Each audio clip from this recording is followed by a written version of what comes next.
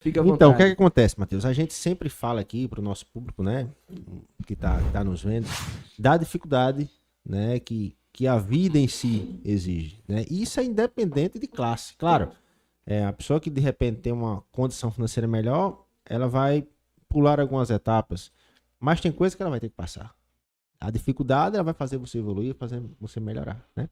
Então, dentro disso, eu gosto de trazer o convidado e gosto que o próprio convidado diga as dificuldades que ele passou, né? A gente volta lá no seu ensino médio, como é que foi, sempre estudou em escola particular, foi em escola municipal, foi em escola pública, enfim. Então, conta um pouquinho pra gente dessa trajetória, ainda sem chegar lá na enfermagem, tá? Até você chegar lá. E depois a gente continua daí pra frente.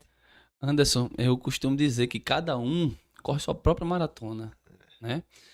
Abrir a boca agora e dizer, o Instagram de X ou Y tá tão bonito, aquela pessoa tá vivendo isso e porque eu tenho a mesma idade e não estou. No Instagram talvez eu só mostre o que eu tenho de resultado positivo, né? Os Exatamente. resultados negativos ninguém quer Que é o mostrar. que ensina, né? E é o que ensina, É. é o que cresce, é o que fortalece. Isso é muito importante. Então, cada um tem sua própria maratona. É tudo no seu tempo. Não adianta correr e nadar contra a maré. Não adianta. Cada um no seu tempo. Mas indo pro lado importante antes, do fundamental ao médio não foi fácil, não. Não foi fácil porque eu nunca tive diagnóstico disso, mas eu era um cara que eu não consigo sentar numa sala de aula e ficar literalmente ali sentado todo o tempo de aula, sabe? Isso era um problema. Isso era um problema porque para os demais, para alguns professores, eu era um cara bagunceiro, né? Algo que se perpetuou inclusive na graduação, depois eu chego lá. E assim, no fundamental, minha mãe é professora, dava aula em uma escola, eu fui para essa escola dela, passei um ano, dei muita dor de cabeça para ela nessa escola durante esse ano, visto que as próprias colegas falavam, mas Matheus não fica quieto, mas Matheus corre o corredor, tá no corredor toda hora, mas Matheus tá em pé. Era, sabe, só mensagem negativa. E diante disso, o que foi que aconteceu? Eu saí de lá, passei por outras escolas, até acertar uma escola que não deixa de ser pública. Foi uma escola militar, um colégio militar, lá em Mangabeira. Não deixa de ser uma escola pública, foi uma escola pública que lá eu acho que talvez não seja somente pela aquela coisa de, Matheus, mas o ensino é diferente. Não, não. A pegada não era essa. A pegada foi que eu me meti diretamente com alguns colegas que me trouxe também, sabe? Que fez, Matheus, entra aqui no grupo, vamos fazer isso, vamos fazer coisas que eu já tinha vivido antes, mas que talvez, não sei, pela intensidade eu não dei tanta importância. E aí, quando eu cheguei nessa escola, entrei lá, passei, não recordo agora, mas aí nono, primeiro, segundo, terceiro ano, as coisas que me eram oferecidas só me davam mais vontade de fazer. Por exemplo, de manhã tinha aula, à tarde educação física, quando chegou no segundo e terceiro ano, à noite tinha um cursinho preparatório para o vestibular. Naquela época ainda tinha aquele PSS, não sei se vocês lembram, Exatamente. lembra? Pronto. Aí você, Vocês nesse estão entregando momento, a você idade, entrega viu? a sua idade. Tô entregando a Eu idade, sempre viu? falo isso. Ó, falou PSS, Matheus, e já sabe. Mas eu fui o cara que peguei o primeiro Enem, né? Então, assim, depois de toda essa dinâmica, eu comecei a estudar e digo que não parei mais. Não parei mais. E para a área que fui, percebi que ela não tem fim. Todo santo dia eu preciso estudar. Todo dia tem algum estudo novo que traz alguma coisa importante, que me traz atualização sobre um determinado tema. E isso é muito, mas muito importante. Muito importante mesmo. E aí, terminando o médio, se for para continuar a história agora, posso falar da faculdade já? Detalhe. Em que momento você despertou para enfermagem? Bom, Eu era um cara que amava biologia. Por isso que fiz biologia depois também.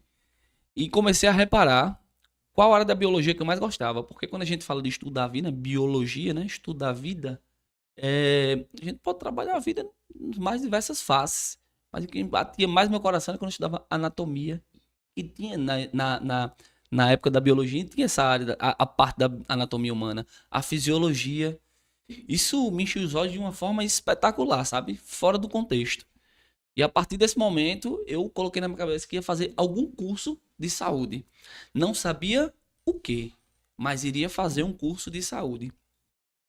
E no vestibular, no terceiro ano, eu me deparei com algumas pessoas que os caras eram militares, ao mesmo tempo que eram enfermeiros, e ao mesmo tempo que eles estudavam para o CFO. Sabe? Eles eram soldados, queriam fazer o CFO, mas já tinham formação que era enfermagem. Eu comecei a conviver com aqueles caras no cursinho e me encheu os olhos de verdade.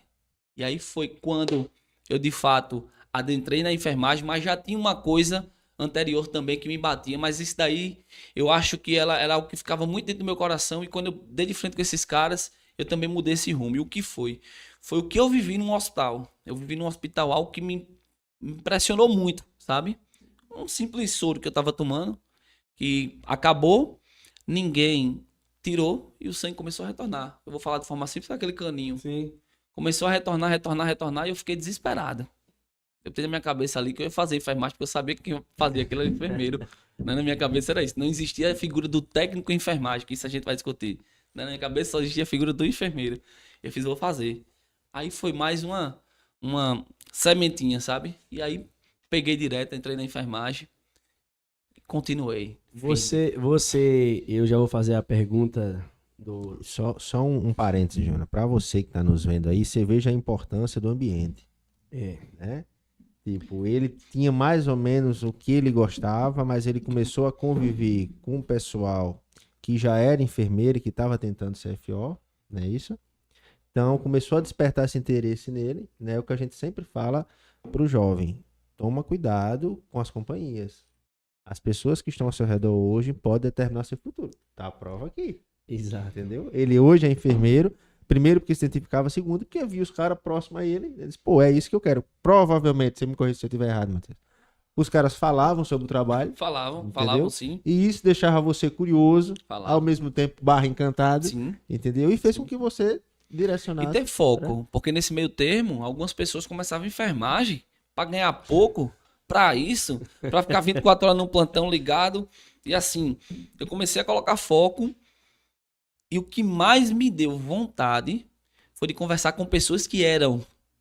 Qual a tua vivência, velho, em relação a isso, sabe? E aí foi engraçado que quando eu cheguei na faculdade, algumas pessoas falaram, não sei por que tu faz enfermagem, fala tu curso esse futuro. Aí eu fazia, oxente, como assim? Tu faz enfermagem, tá dizendo que quer ser futuro? Né?